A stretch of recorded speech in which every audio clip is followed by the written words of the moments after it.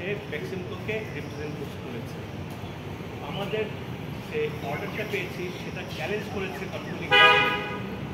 তার মধ্যে একটা হচ্ছে বাংলাদেশ ব্যাংকের রিসিভার অ্যাপয়েন্টমেন্ট করার ক্ষমতা নেই। আমরা কোর্টকে তো এসে ডিরেকশন দিতে পারি না। এখানে যেই অবস্থায় আমরা মামলা করেছি যে কোর্ট আপনারা রিসিভার অ্যাপয়েন্ট করেন। আমি যেটা তুলে ধরেছি এরপরে পিআইএলএ এরপরে দায়িত্ব পড়ে সরকারের কনসার্ন মিনিস্ট্রি এবং বাংলাদেশ ব্যাংকের গভর্নরের।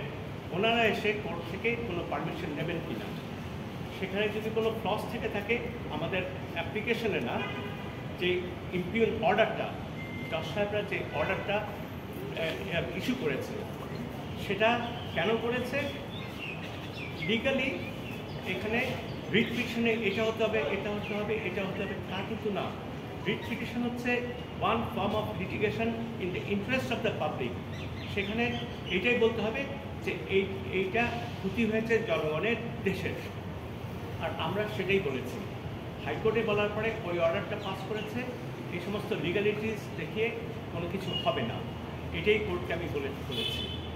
আপনাদের সামনে যদি আমি একটা কেস নিয়ে আসি আর যদি দেখাতে পারি একটা প্রাইমা ফেসি কেস এক্সিস্ট, সেটার কারণে আপনারা এটাতে ইন্টারফেয়ার করতে পারেন, সেটাই এনাফ। বেরুবাড়ি কেসটা ইন্টারেস্ট হিসাবে 73-তে এই দেশে ফাইল করা হয়েছে আর 74-এ এটা হিয়ারিং হয়েছে। আর ইন্ডিয়াতে এই সাবকন্টিনেন্টে বাংলাদেশ বাদ দিয়ে first Berubari public interest litigation হয়েছিল 1979-এ। আরেকটা কেসে শুধু একটা পিস অফ পেপার ধরিয়ে দিয়েছিল কোর্টকে যে এইটা হচ্ছে কোনো পিটিশন দরকার নেই। তখন আমি কোর্টকে বললাম যে এখানে লিগালিটিস দেখার দরকার নেই, এইটা আমি একটা কেস আমার আছে কিনা, did I make out A case.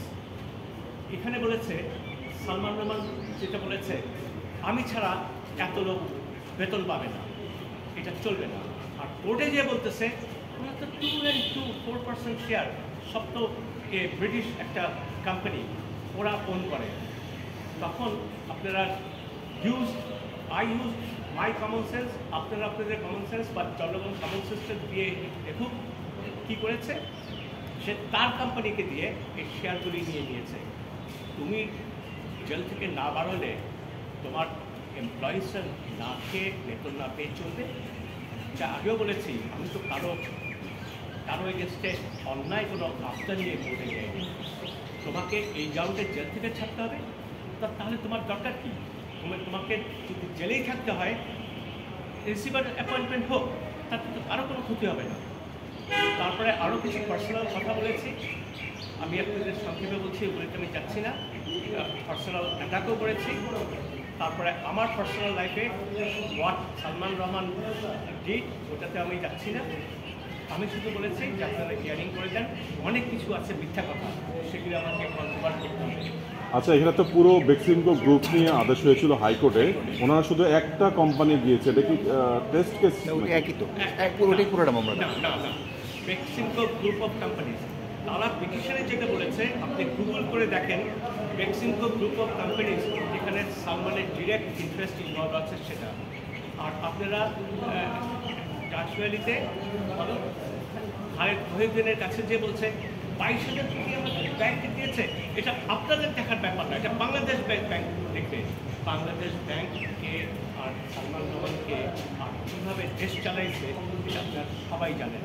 আমি চুপ করে বসে থাকবো? সেটাই হচ্ছে আমার হোল পারপাস, যে টাকা নিয়েছো ওটা ফেরত আনো, নাম্বার 1। নাম্বার 2, টু এনশিওর তোমাদের যে প্রপার্টি আছে তোমরা এটা বিক্রি করে দিলাম। কে আবার আপনারা সবাই জানেন সামিট গ্রুপ কী করেছে, কয়েকটা কোম্পানি খুলেছে অফশোর, সেইখানে তারা দেখেছে সব শেয়ার ট্রান্সফার করে দিয়েছে, ওরা মালিক না। কারা ওরা? ওই সামিট গ্রুপের সব নেক্সট জেনারেশন। তারা সালমান রহমান হাইলি ইন্টেলিজেন্ট, একটা কানিং লোক, ওরা যেটা করেছে এরপরে শেষ করবে। তাহলে আমাদের প্রোটেকশনটা কোথায়? আমাদের ব্যাংকের প্রোটেকশনটা কোথায়?